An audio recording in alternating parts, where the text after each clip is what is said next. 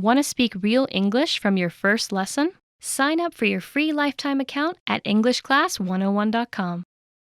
Hi everybody, my name is Alicia. In this lesson, I'm going to talk about some common idioms. These are common American English idioms.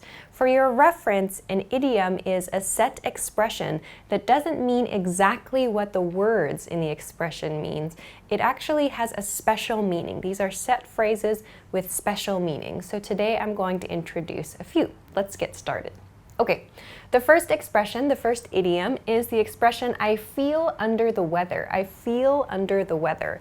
This means I don't feel well. I don't feel well. So you use this when you feel sick, like I'm feeling under the weather today, or he's feeling under the weather today. You can also change this verb to look. If you want to make a guess about the way someone else feels, you can say, you look under the weather. Like in this example sentence, you're looking a bit under the weather. A bit means a little.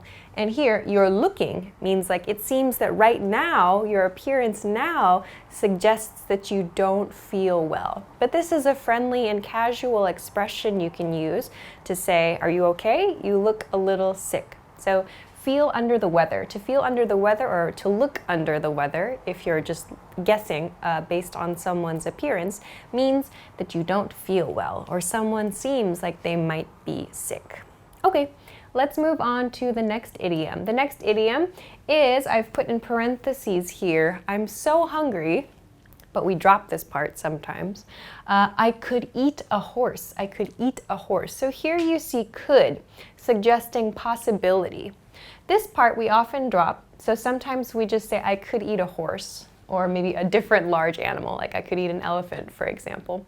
Basically, this idiom means I'm very hungry. That's all. So in other words, I'm so hungry, it's possible for me to eat a large animal, an animal as large as a horse or as an elephant or something. We don't really change the animal so much. You could say elephant, I suppose, but typically people say horse. This is a little bit of an old-fashioned expression. Now you might just hear, I'm starving, but that's kind of an extreme, I'm really, really hungry expression. But if you use this, it's okay, people will understand. It means you're very, very hungry. Okay, let's move on to the third idiom for this lesson. This one is, it's raining cats and dogs. It's raining cats and dogs. This one also is a little bit old-fashioned, but you might still hear it used from time to time. It's raining cats and dogs just means it's raining heavily. It's raining a lot. There's a lot of water coming down. So it's raining cats and dogs. This does not mean there are cats and dogs in the street or coming down. It just means heavy rain, heavy rain. Okay, let's go on to another one that's a little more commonly used. This expression, this idiom is that, or it, or these, those, whatever, that costs an arm and a leg. An arm and a leg, physically body parts, an arm and a leg. That costs an arm and a leg. This expression means that's very expensive. We use this for something that is extremely expensive, or perhaps more expensive than we expected. So an example of this would be, my new phone cost me an arm and a leg. My new phone cost me an arm and a leg. So I paid a lot of money for my new phone. Here, cost is actually in past tense, cost.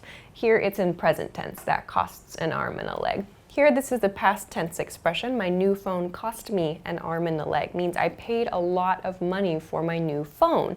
So, an arm and a leg, these are key parts of our body, so we use them in this expression to show that something was really, really expensive. We had to give a lot of ourselves, a lot of our resources to pay for this item. So something costs an arm and a leg means something is really expensive. We always use arm and leg. We don't use arm or leg only. We use them together always for this expression. Okay, let's go along to the next one. Also uses leg. This expression, this idiom, is to pull someone's chain or to pull someone's leg. You also hear the verb yank used here. So pull is this motion. Yank is like a quick, short pull. So to yank something. But to pull is a little more like smooth. But to pull someone's chain or to yank someone's chain or leg, these expressions all mean to be joking. It means you're just telling a joke. You're kidding. Kidding is a word that means joking.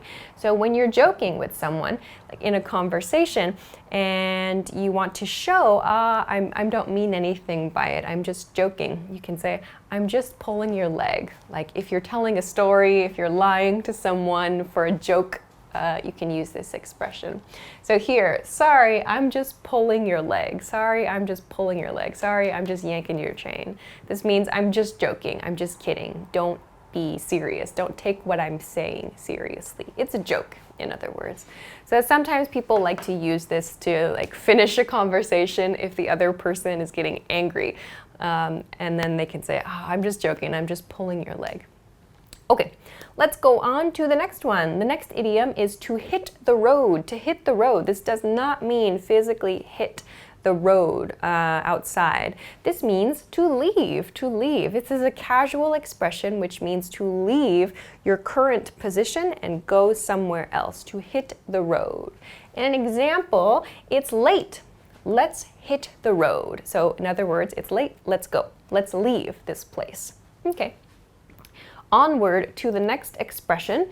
The next idiom is kill two birds with one stone. So a stone is a rock, a small rock. Two birds with one stone. This expression means to accomplish two things with one action. So one thing, you do one thing, but you accomplish two things. Of course, you could do multiple things, I suppose. 3 birds with one stone, maybe. But we tend to use it 2 birds, 1 stone. An example. Met friends and checked out a new restaurant. I killed 2 birds with 1 stone. So I wanted to see my friends and I wanted to visit a new restaurant. I did them both at the same time. I killed 2 birds with 1 stone. So I accomplished 2 things in one action there. This is quite a common expression. 2 birds, 1 stone. It's always that pairing. Okay, onward to the next one. The next idiom is piece of cake. Piece of cake, like that's a piece of cake, or it's a piece of cake, or that was a piece of cake. It means very easy. Piece of cake means easy. Also, be careful of your spelling. This should mean piece, like one part of something. It's not P-E-A-C-E, peace, like peace on earth, peace around the world, but piece of cake, part of cake. It means very easy. This is an expression that means very easy. An example, making coffee is a piece of cake. So some activity, some action is easy to do. We say piece of cake. So actually, we don't always clearly state the action or the activity that's easy. Sometimes we get like a request, like, can you make this or can you do that? And the response is just piece of cake, no problem. I can do that, that's easy for me. So quite a common one too. Okay, let's go along to the next idiom, which is put all your eggs in one basket. Put all your eggs in one basket. This is an idiom that's usually used for advice, and we usually say, don't put all your eggs in one basket. This means to rely on only one thing for your needs, to rely on one thing. So let's look at an example of this. Don't invest in just one company. Don't put all your eggs in one basket. So the image here is that we need eggs in this example. We need eggs to eat for something, for breakfast, let's say. If we put all of the eggs we need in one basket and we drop the basket, or the basket is stolen, or there's some other problem, the eggs are destroyed or they disappear or whatever, we have nothing, we have no resources. So this is a life advice idiom that suggests if you have some resources, you should spread them to different places. So don't put everything that you have in one location. If something happens, then you're in trouble. So it means spread out your resources, spread out the things that you need in case something happens. So here too, don't invest in just one company, try to spread your investments out is what this really means. So this is quite a common expression. Don't put all your eggs in one basket. Okay, let's go on to the last one. The last one is a special idiom. It is hair of the dog that bit you. I have this in parentheses because we often drop this part. Hair of the dog that bit you. This is an idiom that we use particularly the day after we've had alcohol. So hair of the dog, this is a suggestion for a hangover cure.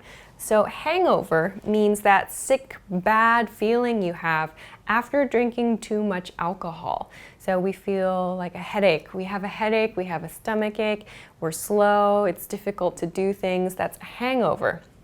So hair of the dog that bit you. So we're suggesting here that alcohol is a dog. That's what there's kind of a small story here. Alcohol is a dog, and the dog bit you. So because the alcohol harmed you, damaged you, you feel sick. So the idea here is if you take, like medicine kind of, if you take part of the dog, a hair from the dog that bit you, you'll be cured. It's like a treatment kind of, or a suggestion for treatment.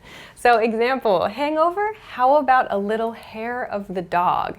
In other words, this means if you drink a little bit of alcohol, then maybe you will feel better. It's suggesting not to drink a lot, but have a little bit of alcohol and then your body will be better. It will improve.